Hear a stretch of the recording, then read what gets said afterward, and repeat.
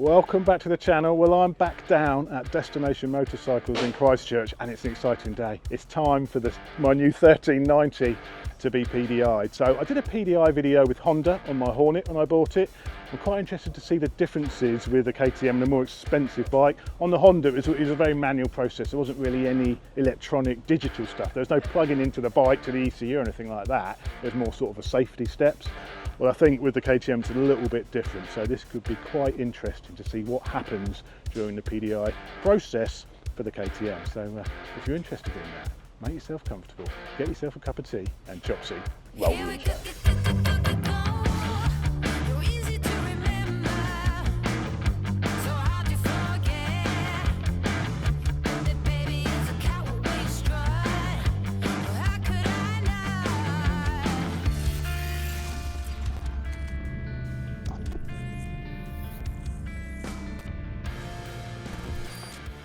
So here we are at the workshop. Well, it's posh in here, isn't it? It's posh in here, and then we've got James who's going to be doing the work for us today. James, right. so much. Yeah, thanks for doing this. No problem. Much appreciated. Interrupting your busy schedule. That's fine, no worries. Here's the bike. Here's the new bike. So PDI, what have we got to do? Yeah, so it's basically just a safety check because they come from the factory all pretty much set up, ready to go. Main thing is oil levels, coolant levels, brake fluids, clutch fluids, tyre pressures, chain adjust and lubricate. Yeah. Safety aspect. Safety, nut and bolt check is, as I say, it comes from the factory pretty good, so you don't have to worry too much. And then we plug them into the diagnostic tool, check for any software updates. That's what I'm quite interested to see, what you can actually see. Yeah, so that's quite an important thing, and it's quite there's a lot involved with that side of thing. Okay. So that's the tool there, tablet there. So the first thing we do, we put the battery at a constant voltage. Yeah. So we've got the charger here. And that's in case, so in case anything happens to the battery on the bike. Yeah, while you're doing updates and stuff. Or if it's plugged in for a long time, it's got to be, I think on these, at 12.7 volts. Okay. Otherwise it won't let you do any updates. It's quite sensitive to the actual voltage as well. Because it thinks there's fault codes otherwise as well if the voltage is low. I see, okay. When I've had bikes map, they do a similar thing with the mapping, don't they? I guess if you're doing anything with the ECU, you need a constant, reliable voltage on it. So you can see there straight away it's up to 13.8 volts. Yeah. We get the VCI, which plugs into the diagnostic cable. This is the KTM's diagnostic tool. Yeah. Connect that also to a... So is this something you'd normally do this first if you're doing a PDI? Would you get this bit out of the way? No, because usually we have to take the battery out, put it on charge. They don't normally do charge, we have to do that first. Then sort of do all the other bits and pieces while we're in the battery for this while you're waiting. Because we can always take it off the bench, put it to one side, and let the software updates get carried out. So then I'll come onto the tool here. Starting application. And this is for all KTM models? All KTMs, Husqvarnas, Gas, all the same thing. This same tool does the lot. So you can, I'll show you here as well, you can actually, this is all the different bikes we can do. So actually MV. So it's personalised to your dealership as well? It is, yeah, so they know when we plug it into the bikes, and also who's doing it. We all have our own sign into these. So what's going to happen with MV and CF Moto? No idea, no idea. At the moment we think they're kind of sticking with us, so hopefully they're quite good bikes as well. So absolutely. So then I'll just refresh this so it'll connect wirelessly to the unit connected to the bike. Yeah. And then so it tells me it's connected to it. Click select. Oh, sorry, I've got to turn the ignition on. Oh, ignition on. There we go. Otherwise it won't know. There she is. Aha, so there we go. There's the bike. It's colour and everything. VIN number, Yeah, it knows everything about the bike. This, so it's not just a generic picture. This will be that colour and everything. It's connecting there. It tells us there's no fault codes there as well, which is good. Good. So the next thing is going to the diagnostics. As you can see there, you've got 7 separate ECUs for all the different parts of the bike. Yeah, so you've got engine control unit. That's basically the ABS, instruments, immobiliser. What if you click on like the instruments, for example? Yeah, so click on the instruments. You go into there. So there's quite a lot of things it does. So you can go into functions there. So you can change sort of. The what? Sorry. Adjustment on tank of adjustment on tank. Yeah. So that would be if it's a slightly different model. It can have a slightly bigger tank or a smaller tank, so then you have to adjust it to exactly that model. I don't know if... Well, I guess for the fuel gauge and that sort of stuff. That's it, why yeah, it wants to know, so it won't isn't know. Of I don't know if course. it will show me what you got. So it tells you there what model it okay. suits. So actually those two different models. Okay. But if we plugged it into a different bike, it might come up with 2 or 3 different models. Right, okay, that's interesting. But you can set the service interval there. So when you come in for a service, we'll go into the instruments, and you click onto that, and you say it's been done. Yeah, so you can then set the mileage and the time till the next service. Yeah. So you get a warning up on the dash. There's a lot you can do with it. There's loads, yeah. There's lots of bits and pieces. Even startup animation and stuff like that. Yeah, you can change all that, and obviously the time and date, which I think you can do through the dash as well. Yeah. It also tells us there the voltage of the battery. Okay. So we know that if we did want to do any software updates, the voltage has to be above 12.7, so we know we can go in and do it. Right, let's go back into the engine control unit. So again, you can go into here, there's lots of different functions. So this is, when it comes from the factory, they're fully locked, so we can go into here, so it stops anybody stealing the bike and just riding them away, so you can't do it until we unlock it with this tool. Yeah. If we go into here, you've got 3 different settings. You've got locked, unlocked and temporary unlocked. Yeah. Locked is how it comes from the factory. Fully unlocked is once all the paperwork's done and the bike's bought, which I don't think it has been yet. Not yet. So we can't fully unlock it. So what we'll do right now is do the temporary unlock. If I click execute. Yeah, my bank account's going to take a hammering in a minute when I go next door.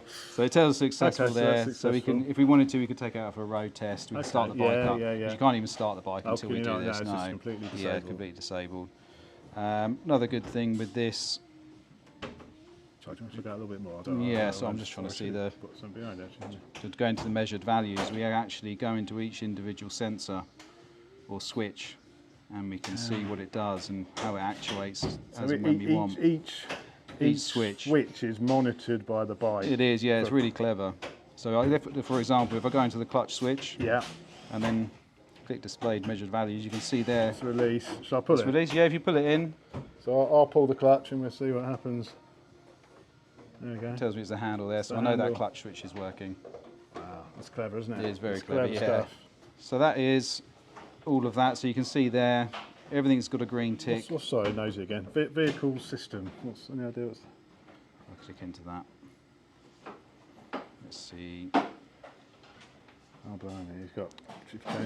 So it's a control unit. I think it sort of talks to everything basically. Yeah. I think this one doesn't do a lot, but it's very important like the rest of the other things on there. And I guess if you had any faults, it would flag up like any faults or any software updates. So if you needed a software update, there'd be a little download arrow in the corner here. But as you can see, there's nothing there. It's all up to date. Nothing needs doing. So your next thing we do now is put any technical accessories, which is your tech pack. I've gone for the tech pack. So this is looking for what's available for this bike as an option, basically. Yeah, you can pay for all the extra things to be on here. They are on there already, but you have to unlock them, otherwise they won't work. People love that, don't they? Yeah. I know that goes down well with the customers. It does, yeah. It's a favourite, KTM favourite. Yeah. The catches start doing it as well now, though. Right, so you can choose them all separately. Yeah. But I think you've got the full tech pack. Yeah, so if we go into there, if I click on more information first, it will show us what comes with the tech pack there. So you've got everything there. So if I close that, see there that you've bought it. Yeah. And it's currently not activated. So all I have to do is click activate. Activate. And then magic happens. And magic happens, and then hopefully, very quickly, it will tell me that it will be activated. There we go. So I know that all those functions are working. And what I do now is turn all this off. So would that be it then? If there's no software updates, that's all. No, that's it. That's all I have to do. That's all you have to do. The only next thing would be now is to take it for a road test, top it up with fuel, and just make sure all those functions work. Yeah. So one thing I know on BMWs, for example, if you were to over-rev the bike, so you were downshifting too hard, and you did a claim, the engine blew up, for example. Yeah. if you go to BMW, they can say, yeah, there's an over rev bit happened to it. You know, the bike's been abused basically. Yeah. Is there a similar thing with I think the KTM? we can see it on here. Yeah. I haven't had to look at it myself personally, Yeah. but I think if KTM wanted to, they could log into this and see that. And they could see that sort of thing on there. I don't know how strict they would be on that. You'd like to think they'd give people a bit of leniency. But it's just on interesting to know. Yeah. You know, many people probably aren't aware that. I mean, it's all. No. I know the Honda, the Hornet wasn't, but that's a very basic bike Yeah, compared yeah. to something like this. And I suspect Ducati can do it. I suspect BMW. Yeah. I know with the more sophisticated machines, which have got this sort of logging and was it 7 ECUs or something you said? It's got? Yeah, on this one, some of them have 9, maybe even more. There's a lot of So there's a lot of stuff being tracked on there, isn't it? Yeah, okay, it is, yeah. So yeah, that's once that's all done. So I'll just close this down. Yeah. It takes a little while to close down, then I'll just turn the bike off. You can see there on the dash, actually, it's temporarily unlocked. Okay, so you know. Once you've fully paid for it and done all the paperwork, we'll bring it back in, plug this tool back in and then unlock it. Yeah. So I'll turn the bike off. Superb. And then disconnect everything and take it for a road test. Yeah. And then when we get back, we recheck all the levels. Yeah. And just make sure everything's all good to go. Yeah. But other than that, that's it. Superb, superb. We won't go through all of the basic, making sure bolts are tight and all that sort of thing, because that's sort of standard stuff really, isn't it? Yeah, we did that on the PDI. So we would get a torque wrench on all pretty much everything as well. Caliper bolts and wheel nuts. Yeah, like brakes is probably the brakes and wheel nuts. The most important thing we check. Yeah. And we do obviously check everything else as well, but that was sort of number one priority, making sure that's all right. Safety's the number one concern, isn't it? Smashing. Thank you very much. So we can we start it? Yeah, sure. Let me just disconnect this. Yeah.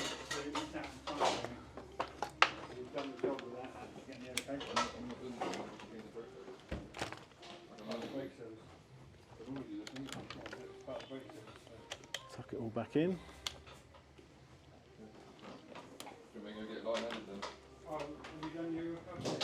I was wondering what those little red one was for. Yeah, so this I think it's the Euro 5 plug, which every vehicle should come with now. Oh, really? It was before. I think they all had completely different plugs. As you can see behind you over there, for a different tool. Load of different cables. They're all for different bikes, yeah. But now the EU regulation, I think it is that they all have to have this plug, which is good for us. Yeah. I guess if you're like yourself, a multi-bike franchise, you're going to have hundreds and hundreds of different sorts of special tools and everything, aren't you? Yeah, it gets very, very expensive. I can imagine. So yours is keyless here, so we'll just put your key there. Yeah, there it is. Obviously, we won't leave it there when we put the seat back on. No.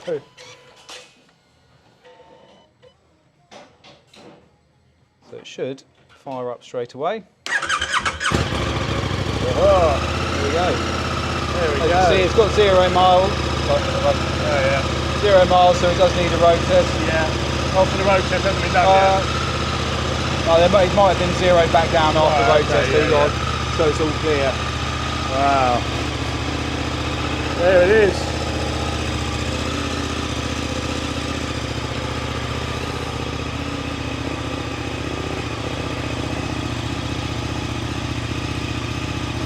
Wow, fantastic.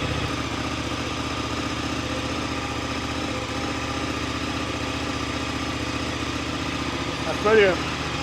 All right. Fantastic.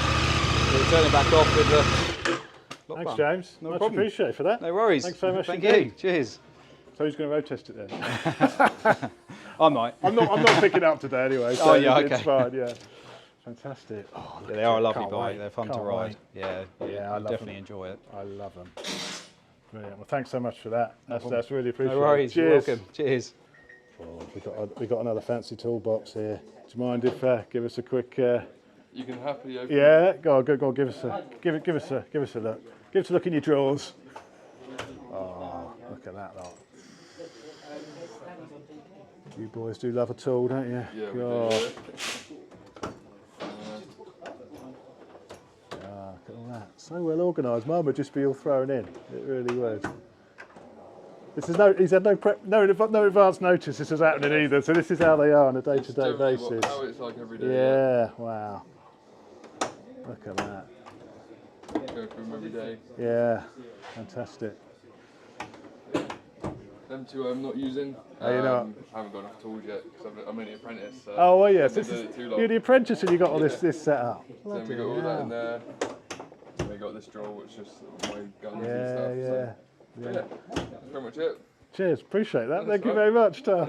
Just been looking for everyone's drawers. Yeah, that's all right, mate. Yeah. Normal Saturday night for these boys, mate. Normal Saturday night. Yeah. His neat and tidy. Mine's just got. Oh, are they? I also said mine would be everywhere. Mine would be everywhere. So there we are, PDI all done. Massive thanks to the guys down at Destination Solent for helping me out and for letting me poke around in the workshop. It's quite interesting because obviously we did the recent PDI on the Hornet, so I haven't shown, checking the calipers are tight and all that sort of stuff. I was more interested in the electronic side of it, which is really quite sophisticated, isn't it, on the KTM. Bear in mind, when we did the Hornet, it wasn't even plugged into the computer. So I guess there's pros and cons to that. Obviously the 1390 is a very modern, up-to-date bike with all the latest electronics, but I hope that was of interest. I will be back at Destination Dorset again probably in a week's time to pick the bike up, and I'll do the first ride away from here. So if you're interested in my new 1390, don't forget, subscribe, like, all that jazz, and I'll see you on the next one. Cheers, guys.